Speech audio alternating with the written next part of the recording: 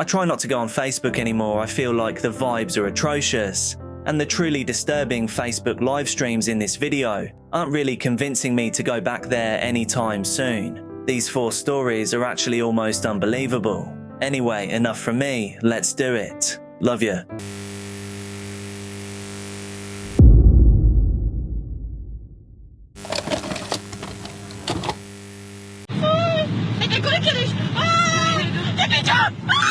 On the evening of July 6, 2017, 22-year-old Nicole Barabasova was traveling through the Czech Republic in a Volkswagen driven by her friend, identified in reports as Nicola V. Nicole sat in the passenger seat, holding a phone and broadcasting their journey on Facebook Live. At first, the stream appeared pretty fun, if not a little awkward. The 2 women laughed together. They asked viewers if there were any meetups happening and updated everyone on what they were doing. Nicola's grandmother even called her up, and they spoke about plans for the following days. Seeing Nicola's lack of attention to the road and lack of hands on the wheel, it really sets the scene for what happens next. Nicole occasionally looked away from the camera towards the road, while Nicola continued accelerating. Their speed became part of the broadcast itself. Nicole announced that the car had reached 120 kilometers per hour, then suggested they were attempting to go faster. The video showed how quickly the atmosphere inside the Volkswagen changed. Only moments earlier, the women had been joking with the people watching online. As they approached the village of Obranice, Nicole suddenly reacted to something ahead.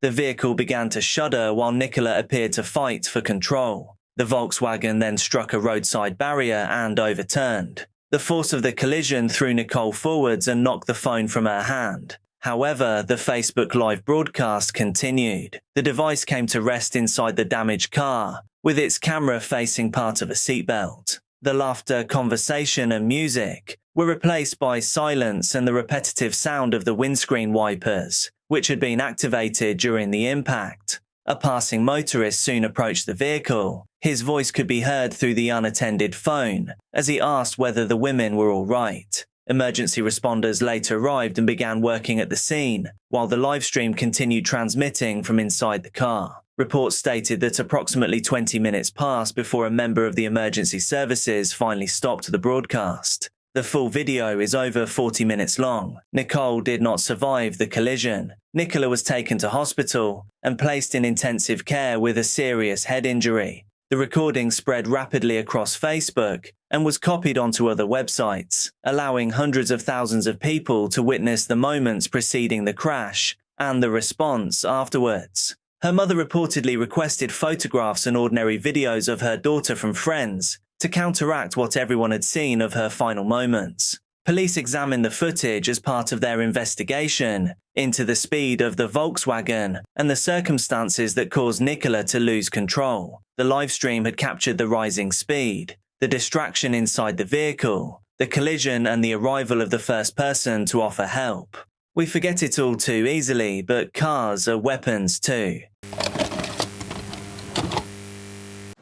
12, 13, I can hear y'all, 14, 15, I can see y'all, 16, 17, don't walk this way, because you're going to get caught, 18, 19, thank you, go the other way, you're making it too easy, 20, 21, 22, 23, 24, 25, 26, 27, 28, 29, 30, because I'm tired of counting. Ready or not, here I come!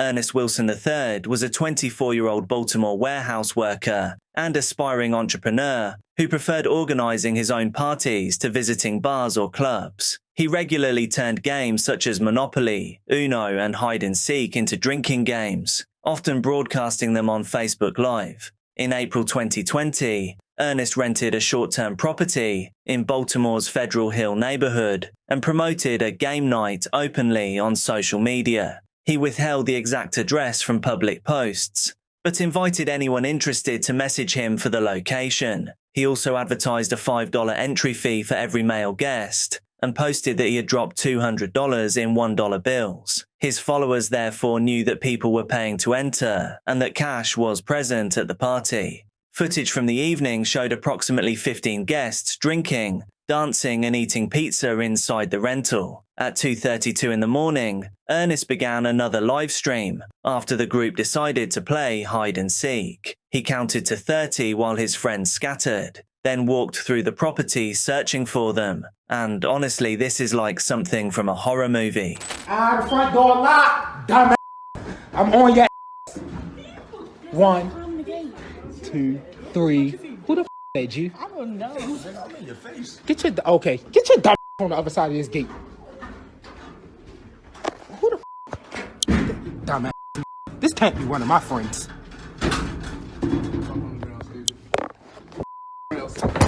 When Ernest entered the rear yard, a figure suddenly appeared climbing over the fence. Ernest pointed his phone towards the person and immediately questioned who they were. He said the individual could not be one of his friends and told them to return to the other side of the gate. After dropping into the yard, the intruder repeatedly ordered Ernest to get onto the ground. The phone then fell to the ground. Shouting and commotion could be heard before the Facebook live recording abruptly ended. Police were called to the 1100 block of South Charles Street at approximately 2:45 a.m. Ernest had been struck during the confrontation and was taken to hospital, where his time on this earth ended. Baltimore City Councilman Eric Costello later said, police believed 2 individuals had entered the property, announced a robbery and demanded money. The live stream appeared to capture one of them scaling the fence moments before the confrontation began. The public posts raised an obvious investigative question. Ernest had advertised the party, invited unfamiliar people to request the address, announced the entry charge, and revealed that he had hundreds of dollars in single bills. However, there was no confirmed evidence establishing whether the attackers had learned about the gathering from Facebook, obtained the address through an attendee, or discovered it through another source. Disturbingly, this could have been done by one of Ernest's friends. Despite the suspected intruder being partially captured on Ernest's own livestream, nobody has been charged in connection with his death.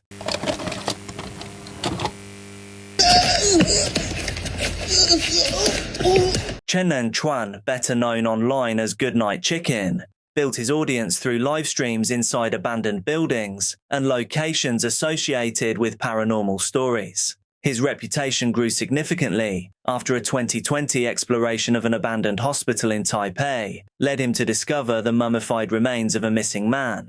But Chen also attracted controversy for entering private properties, making claims authorities disputed, and producing encounters that some viewers suspected had been staged. In February 2024, Chen traveled from Taiwan to Cambodia with fellow streamer Lu Tzu Xian, known online as Anao. Their destination was Sihanoukville, a coastal city internationally associated with scam compounds, human trafficking, and the forced recruitment of workers into online fraud operations. That reputation became the setting for their next live stream.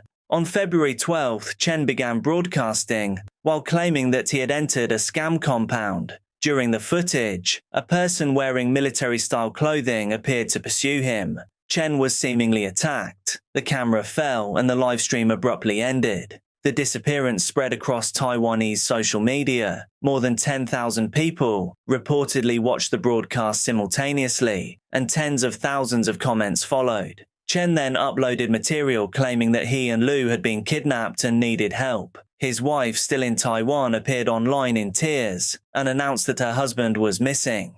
The following day, Chen resurfaced in another live stream. He claimed he had escaped his captors, been robbed and assaulted, and had part of his head shaved during the ordeal. He displayed visible marks that appeared to support his account. However, viewers soon noticed problems with the story. Influencer Liu Yu analyzed the locations visible in Chen's footage and argued that he appeared to have run in circles rather than escaped across any meaningful distance. Others questioned why supposed kidnappers would steal money, but allow him to retain the equipment needed to continue broadcasting. Taiwan's Ministry of Foreign Affairs also said it had received no requests for assistance from Chen's family. Cambodian police located Chen and Liu in their hotel rooms on February 13th. Inside, investigators reportedly found the equipment used to manufacture the story, including military clothing, toy weapons, torn garments, wigs, masks, fake blood, and video production gear. Authorities also recovered what they described as a prepared script.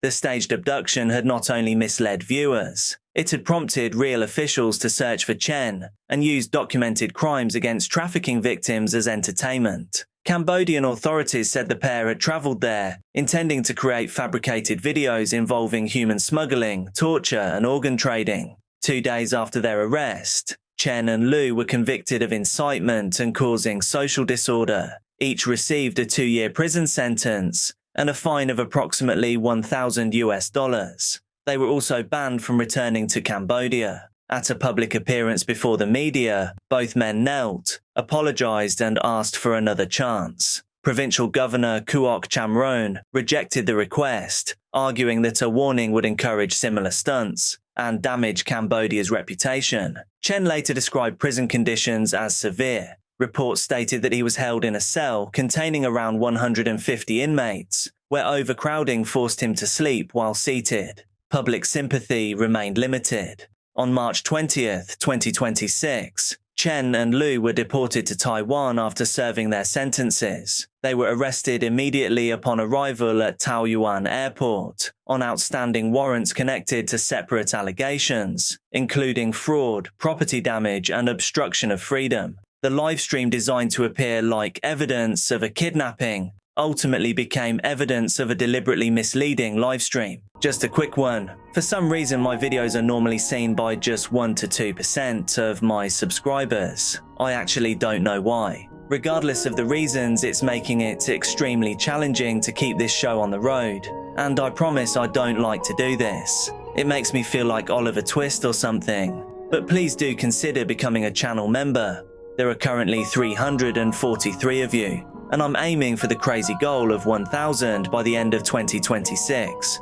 You get things like early access to videos, our behind-the-scenes podcast, and of course my eternal gratitude. Thank you, and I love you all. Now, back to the video. Manifestaciones políticas. En el caso de Park y Bones, ambos organizaron al menos una cena de gala para recaudar. On February 14th, 2017, listeners of the Dominican radio program Milenio Caliente were following what appeared to be another ordinary broadcast. From FM 103.5 in San Pedro de Macorís, presenter Luis Manuel Medina was seated behind a microphone, reading the morning news while simultaneously streaming the program through Facebook Live. Medina had worked in broadcasting for approximately 25 years. Alongside his radio career, he was widely recognized as the stadium announcer for the Estrellas Orientales baseball team. His colleague Leonidas Martinez was the program's producer, presenter, and the director of the radio station. Together, they had helped build Milenio Caliente into a long-running local program known for discussing political, social, and community issues. En diversas manifestaciones políticas. En el caso de Park y Bones, ambos organizaron al menos una cena de gala para recaudar. During the live stream, 2 loud blasts could suddenly be heard from elsewhere inside the station. Medina stopped speaking and looked away from his microphone, his eyes following something outside the camera's view. A female employee, Diana Garcia, could then be heard shouting that blasts had been heard. The broadcast ended moments later. The first attack had occurred in an adjoining office, where Martinez was seriously struck. The attacker then moved towards the recording studio and confronted Medina. Both broadcasters' time on this earth ended inside their workplace. Garcia was also struck in the stomach and required hospital treatment, but she survived. The station was located on the 2nd floor of a busy shopping center. The attack happened during the daytime, inside an established media organization, making it an unprecedented event. For many Dominican journalists, the Facebook Live recording captured only Medina's reaction and the sounds from outside the booth, but it immediately became the defining record of the attack. Police identified 59-year-old Jose Rodriguez as their primary suspect after reviewing surveillance footage. Rodriguez had been involved in a prolonged dispute with the state sugar council concerning 3 plots of land he had purchased. He had previously visited the radio station while attempting to raise complaints connected to the dispute. Approximately 36 hours after the attack, officers located Rodriguez. Police said he then fired at them while they attempted to detain him, before then changing his target to himself, sharp implement in hand. His time on this earth too came to an end. Some local reports and neighbors questioned that account and claimed he had been fatally struck during an exchange with officers. A forensic examination found one injury to his head and described his passing as a probable self-inflicted act. Because the only identified suspect was dead, questions about the motive immediately intensified. Medina had covered politics and had recently discussed pollution at the protected Laguna Malén lake. This led some journalists to fear that the attack might have been connected to the station's reporting, or that someone else could have directed it. However, a commission appointed by the Dominican government found no evidence that Medina or Martinez had any financial interest in Rodriguez's land purchases. Its report concluded that the attack was directly connected to his conflict with the state sugar council. The commission's most plausible explanation was that Rodriguez arrived at the station carrying documents and seeking answers, then lost control when the journalist could not resolve his complaint. Even that report admitted that the reason he directed his anger towards 3 uninvolved station employees remained difficult to explain. Thank you so much for watching. I'm uploading daily true crime and dark content here on this channel, so make sure that you're subscribed, hit like on the video, and also drop a comment so you get shown more of my stuff. Please do be careful out there, and I'll see you tomorrow.